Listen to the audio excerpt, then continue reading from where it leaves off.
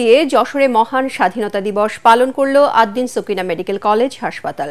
এ উপলক্ষে প্রতিষ্ঠানটির পাশ দিয়ে বয়ে চলা মুক্তেশ্বরী নদে মাছের পোনা অবমুক্ত করা হয়। উন্মুক্ত জলাশয় রক্ষায় এমন কার্যক্রম হাতে নেওয়া হয় বলে জানিয়েছে প্রতিষ্ঠানটি কর্তৃপক্ষ। যশোর থেকে তামান্না ফারসানার পাঠানো তথ্য ছবিতে আরও জানাচ্ছেন আশিকুর রহমান। যশোর সদর উপজেলার পুলেরহাটে মুক্তেশ্বরী নদের পাশে অবস্থিত 500 শয্যা বিশিষ্ট আদ্দিন সকিনা মেডিকেল কলেজ হাসপাতাল।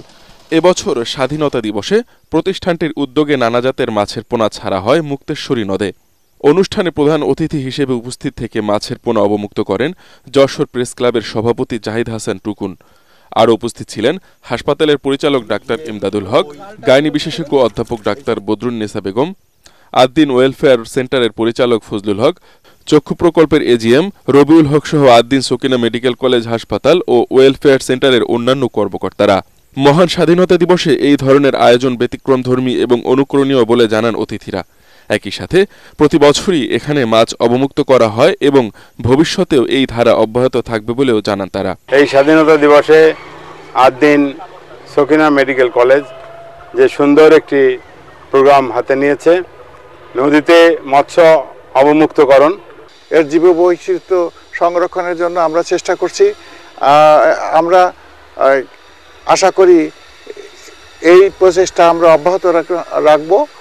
অতীতেও আমরা এভাবেই প্রতি বছর মাছ ছেড়েছি এই নদীতে।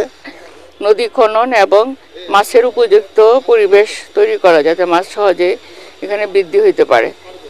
তো যেটা পরিবেশ দূষণ প্রতিরোধ করার জন্য একমাত্র উপায় হইতে পারে। আমরা স্বাস্থ্য ঝুঁকি এবং জলজ পরিবেশের কথা চিন্তা করে প্রতি বছরই এখানে পরিষ্কার পরিচ্ছন্নতা এবং মাছ অবমুক্তকরণ প্রোগ্রাম করি আমরা। পোনা অবমুক্তকরণ ছাড়াও আদ্দিন সকিনা উইমেন্স মেডিকেল কলেজের ডাক্তার সালাউদ্দিন খান লেকচার গ্যালারিতে স্বাধীনতা দিবস উপলক্ষে আলোচনা সভা অনুষ্ঠিত হয়। Bureau report, ATN Bangla.